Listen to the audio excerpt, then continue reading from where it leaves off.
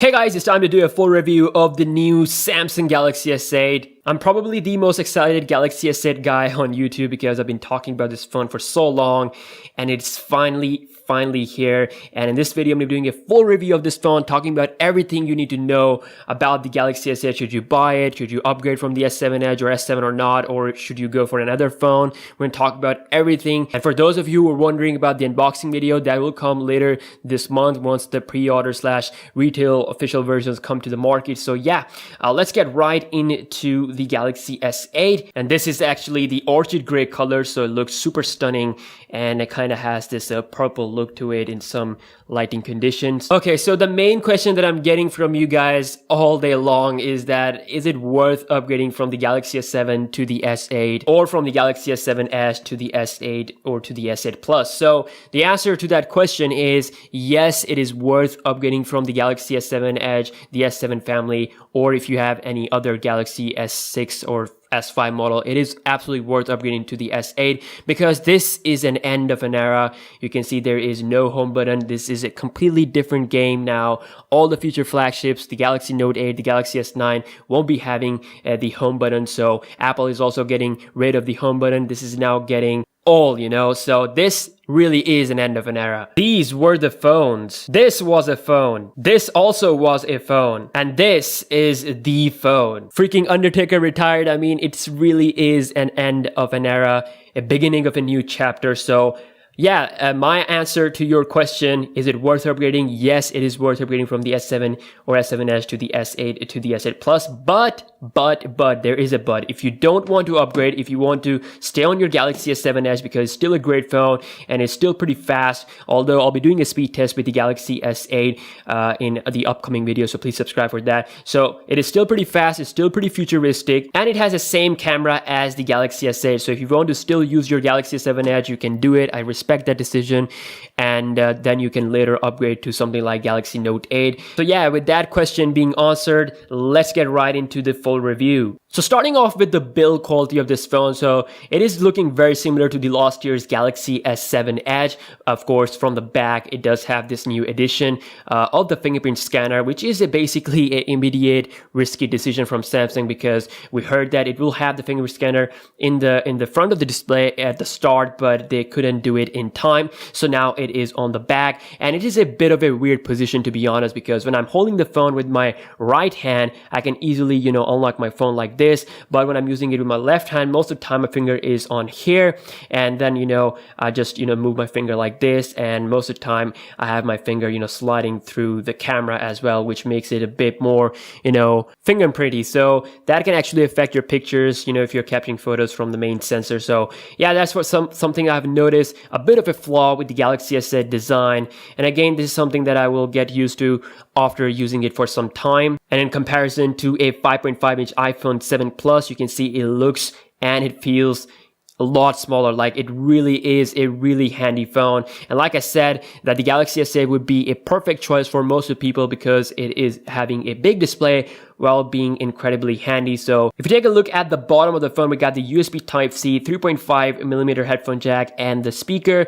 On the top of the phone, we get this tray along with the microphone hold. So this tray is of course for the SIM card and micro SD card. On the right side of the phone, we have the power button, just the power button, and on the left we get the new Bixby button along with the volume rocker. And again, on the back we got the fingerprint sensor, the camera, and the heart rate sensor. Compared to the last year, the heart rate sensor feels like it is underneath the glass. I mean, I can definitely feel the sensor here, but it's like it is under the glass, like you can't feel it with your finger. So that is a good thing because now you can only feel the camera and the fingerprint sensor when you're going to move your hand around it. So yeah, that's a bit of a change that I've noticed around this part. And of course, we do have that Samsung logo on the back, a bit of a numbering thing here at the bottom with some Galaxy models. So now let's take a look at the display, and holy moly, this is amazing.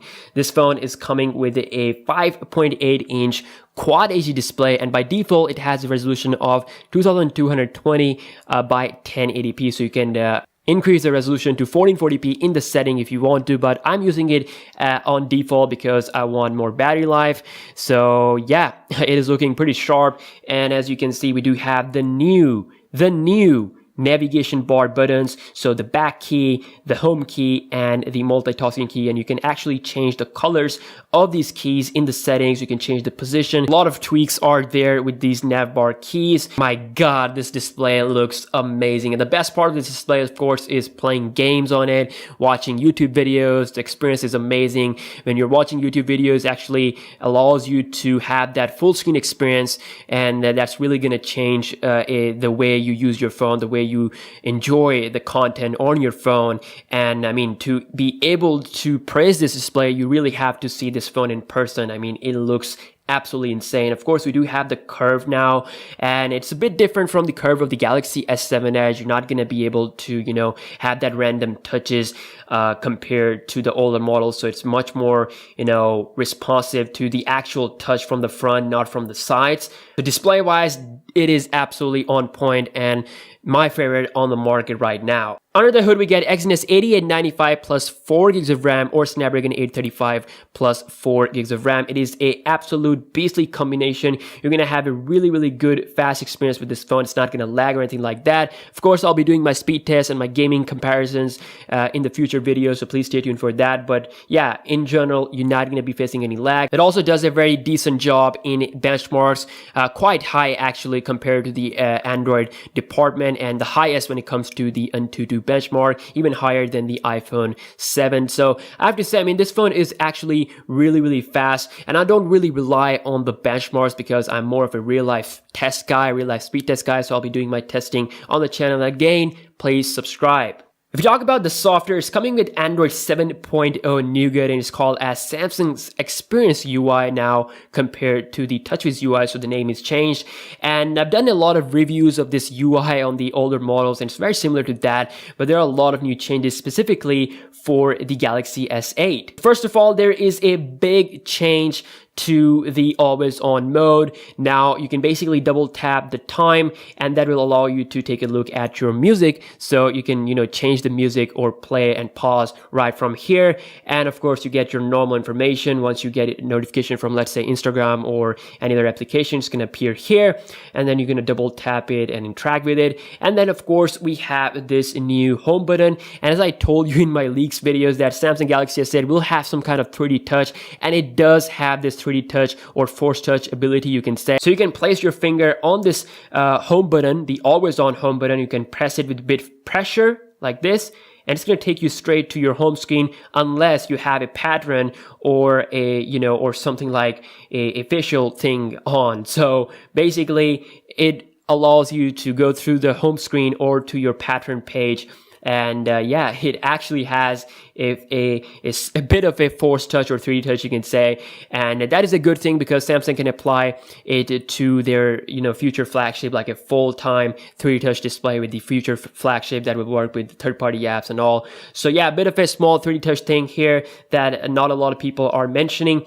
So unlocking the phone, you can see the usual Samsung look is there. You can go into the app drawer. Now there is the ability to hide the app drawer as well as enable it. So I have it enabled on my phone. I'm just going to hold the display. You can see we got 3 options: the wallpaper and themes, the widgets, and the home screen settings. And here you can basically change the home screen from home or app screen, which means the home or app drawer, or only home screen if you want that. You can also change the grid size and the apps button. So in the leaks we saw there was no app button. So I can hide that if I apply it, and you can see the app button is now gone.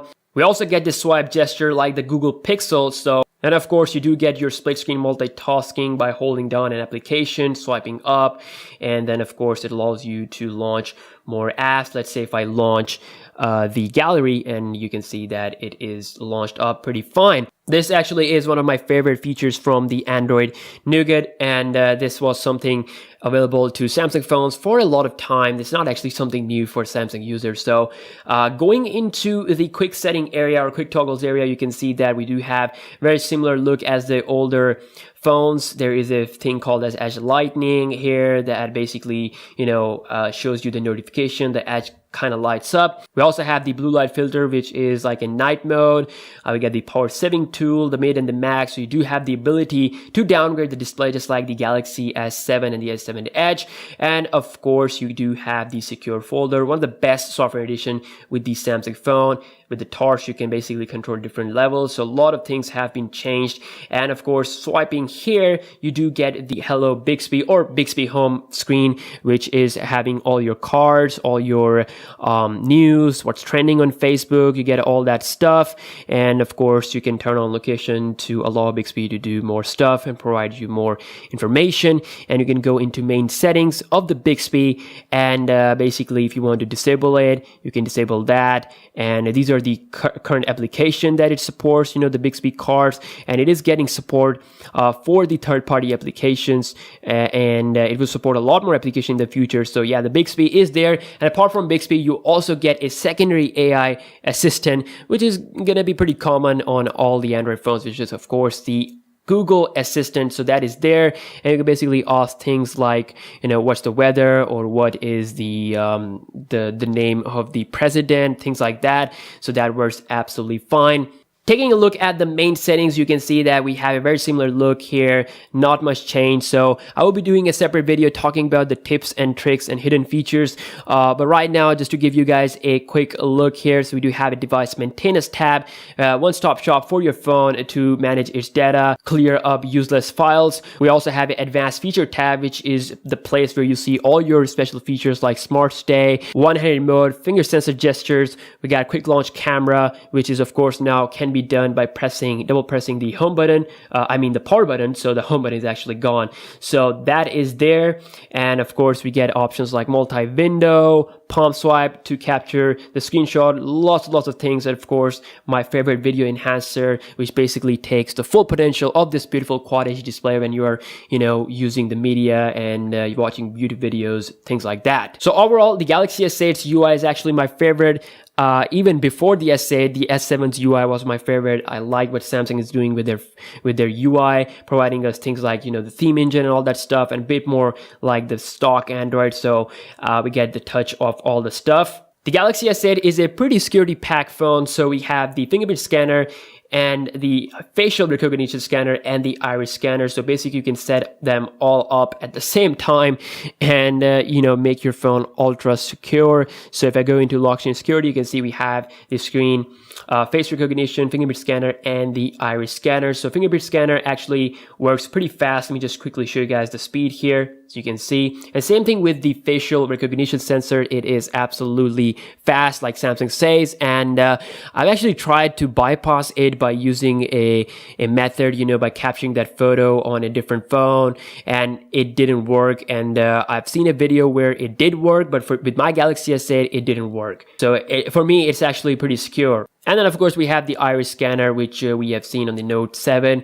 and I don't really have to use the iris scanner because the facial recognition is really fast. Taking a look at the camera on the Galaxy S8, it is the same as the last year, so a bit of a processing thing have been improved, like it has a better image processing. So the features in the camera UI is also very similar, apart from the new Bixby integration. We do have the new Bixby Vision button here with the camera UI, which allows us to scan some objects in our view by pointing the camera at these objects. So if I quickly scan this little iPhone, the iPhone 7, you can see it is giving me these two options for the image and shopping.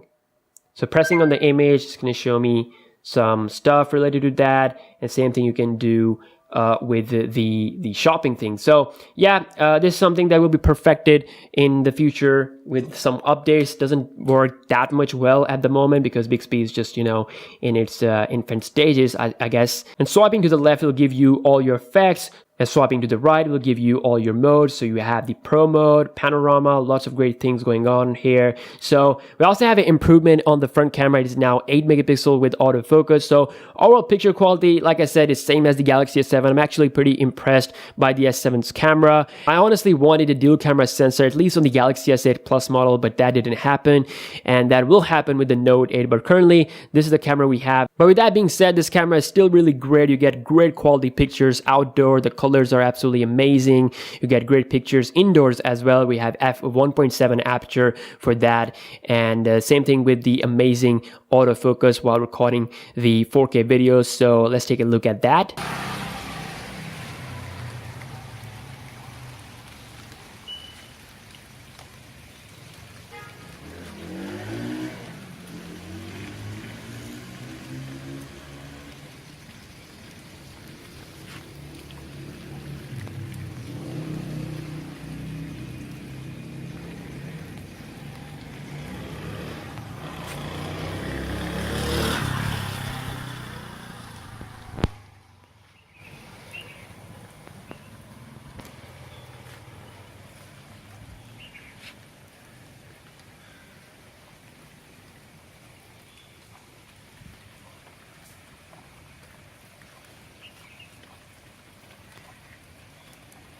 So lastly, if we talk about the battery life on the Galaxy S8, so it's coming with a 3000 milliamp hours of battery, and the S8 Plus comes with a 3500 milliamp hour battery. So for me, it has been really stable. Like, I haven't seen any major drop in the battery percentage, even with the full brightness and Wi-Fi all the time. And it's giving me around 15 hours of usage, very similar to my Galaxy S7 Edge, maybe a bit better. But yeah, I have to say, I don't travel that much. So for me, if it's giving me 15 hours of usage, that is actually pretty good. But then again, I'll be doing a separate video on the battery topic for the S8 and the S8 Plus and share with you guys my experience. Genuinely think that it should not be a big concern for people who are actually going for the Galaxy S8 or the S8 Plus and they're concerned about the battery, because they've done the right optimization. So for me, it has been great for the usage I had. And again, I'll be doing a separate video for the battery topic. So right now, I have to say, if you want the best of today, the best of this era, the new era, then the Galaxy S8 is the phone to go with. Definitely worth your hard-earned money. So yeah, that was my full review. I hope you guys have enjoyed it. And again, for all the Galaxy S8 content, please subscribe. And I'll see you in the next one. Peace out.